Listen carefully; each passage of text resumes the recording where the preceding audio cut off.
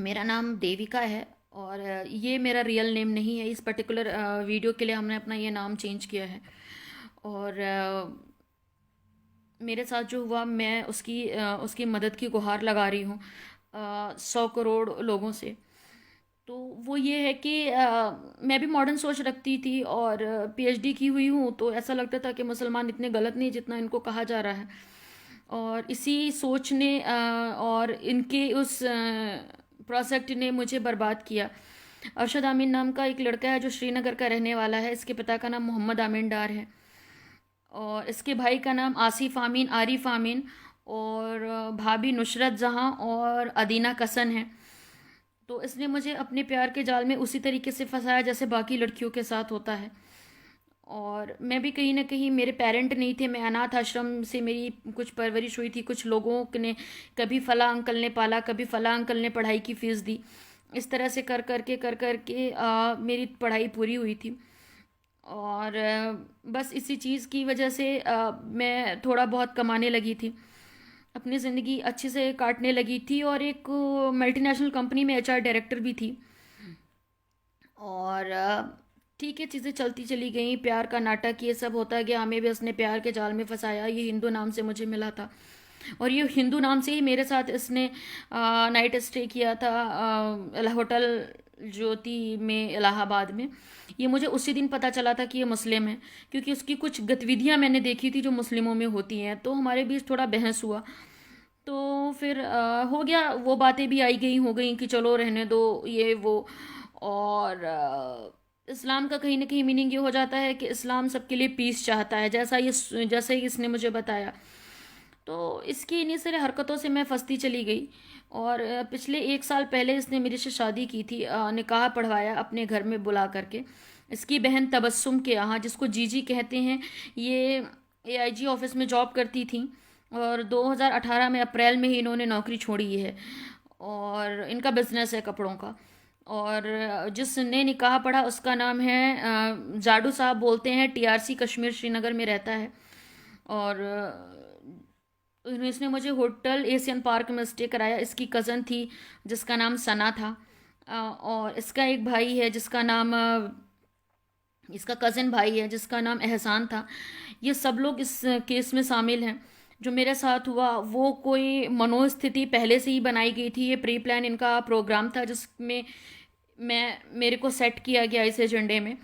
और इसने निकाह किया और इसके बाद ही मुझे ये दिल्ली लेके आया। दिल्ली में इसने मेरा शादी का रजिस्ट्रेशन करवाया 3 कश्मीरी दोस्तों के साथ मिलके, स्पेशल हिंदू मैरिज एक्ट के थ्रू, जो 1 घंटे में ही मुझे सर्टिफिकेट दे दिया गया, 45 मिनट्स में सरिता मैडम ने दिया। और जो एडवोकेट हैं, एडवोकेट भवनेश। और ठीक है, उसके बाद ये मुझे वहाँ पे ले गया इथोपिया में, एडिस अबाबा। वहाँ पर इसने ले जा कर के मेरा रेप करवाया 2 लोगों से जो भारतीय मूल के रहने वाले नहीं थे। इसके बाद ये जिस घर में रहता था वहाँ लेके गया। वहाँ पर अनजान लोगों का आना जाना था। मैं मानसिक रूप से बहुत प्रताड़ित हो रही थी और बस चल ही रहा था ये। और एक दिन मुझे बाहर निकली मैं, ये अपने कॉलेज यूनिवर्सिटी गया हुआ था, तो मैं वहाँ पे बाहर निकली कुछ सामान लेने के लिए। कोयला, वहाँ पे मूलतः लोग बेसिकली कोयले में खाना बनाते हैं। वो काफ़ी ट्राइबल और रिमोट एरिया था। तो मुझे वहाँ पर पता चलता है कि मुझे तो बेचा जा रहा है 3.5 लाख बेर में। जिस दिन मुझे बेचा गया, मैंने उससे दिन आकर इससे सारी बात कही। इसने कहा गलत है, ये वो है।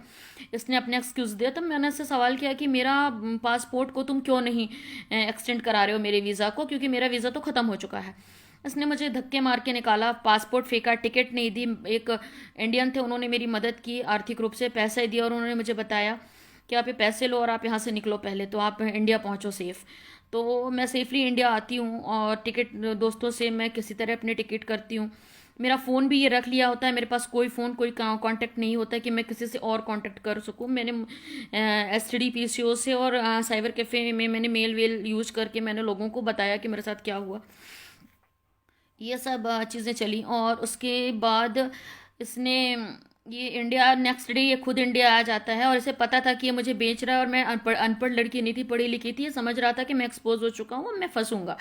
तो इसने तत्काल अपने घर पे बुला करके मुझे लात मार के कुछ ब्लैंक पेपरों पे साइन करवाया और इसने वो शादी कैंसिल करवा दी जो स्पेशल हिंदू मैरिज एक्ट के थ्रू हुई थी नंद नगरी सहादरा स्टेडियम में। तो मुझे ये समझ में नहीं आया कि ऐसा क्यों हो गया। मेरे जाने से शादी रजिस्टर होगी तो मेरे जाने से ही मेरी शादी कैंसिल होना चाहिए, लेकिन पता नहीं वो क्यों कैंसिल होगी, मुझे इसके बारे में कोई जानकारी नहीं है। और इसने ही कैंसिल कराई और ये मेरी मर्जी नहीं है, नहीं थी। फिर ये सब चीज़ें चलती रहीं और इसने यही किया। और इसमें मैंने जितने लोगों का नाम लिया ये सारे लोग हैं। इसमें एक बहुत बड़ी कंपनी का हाथ है जिसका जेफ्रॉन मिनरल वाटर, ये वहाँ की मिनरल वाटर बनाने की एक फैक्ट्री है। ये कंपनी है जो खुनमू में है, वो कश्मीर में एक एरिया पड़ता है खुनमू, श्रीनगर में खुनमू में है। तो वहाँ का एक जो फाउंडर है, वो जो बिजनेसमैन है जिसकी कंपनी है, वो भी इसमें इन्वॉल्व है। और इन सब लोगों ने मुझे बेचने की कोशिश की। तो मैं तो जैसे तैसे जिंदा लौट आई, लोग इसी पर खुश हैं। लेकिन ये मेरे लिए इतना आसान नहीं है कि मैं ये सब बर्दाश्त कर पाऊँ, क्योंकि एक अनाथ लड़की हूँ। मैंने बहुत बड़ा स्टेप मेरे साथ हो गया, ये लिया मैंने।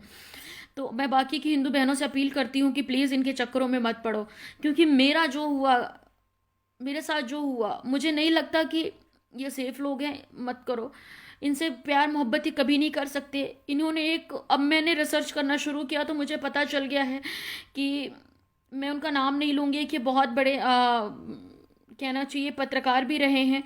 और इन्होंने बहुत सारी चीज़ें कही है। मैं अब इनकी बात सुनती हूँ तो समझ में आता है कि इन्होंने जिहाद, अब इन्होंने हम हिंदुओं को मारने के लिए, हमारी बहन बेटियों की इज्जत को लूटने के लिए अब ये तलवार का सहारा नहीं लेंगे। अब ये हमारा सहारा ले रहे हैं, हमारी कोख का सहारा ले रहे हैं, हमसे बच्चे पैदा करवा के हमें मार रहे हैं। तो अब मैं यही चाहती हूँ मेरी हिंदू बहनों से कि प्लीज़ इनसे दूर रहो। और महाराष्ट्र में जो 50 लड़कियों ने शादी के लिए एप्लीकेशन दी है और जिनको डेट आई है, मैं उनसे भी रिक्वेस्ट करती हूँ कि मेरी आवाज़ अगर वो पहुँचे कि मेरी बहनों उनसे दूर रहो। मेरा तो कोई नहीं था, तो शायद कहीं ना कहीं इस गलती की वजह से मैं इसके जाल में फंस गई। पर तुम्हारे पास तो माता पिता सब होंगे, अगर नहीं है तो किसी इतने सारे ऑर्गेनाइजेशंस अभी हैं जो सामने आ रहे हैं, तो आप उनसे मदद लीजिए। लेकिन इनके चक्कर में मत पड़िए, ज़िंदगी ये नर्क बना देंगे। और मैं सरकार से कहती हूँ कि मुझे न्याय दिलाया जाए, इसके खिलाफ FIR और ये जल्द से जल्द अरेस्ट होना चाहिए। क्योंकि मेरे साथ जो हुआ, ना जानिए कितनी और लड़कियों के साथ किया है। शायद एक लड़की और है जो डर की वजह से बाहर नहीं आ रही है, वो भी इसी लड़के का शिकार हुई है, अरशद आमीन के। ये अपने प्रोफेशन से ये प्रोफेसर है। और बस मैं यही कहना चाहती हूँ अपने सरकार से कि मेरी मदद की जाए। मेरे साथ जो हुआ उसके लिए मुझे इंसाफ चाहिए।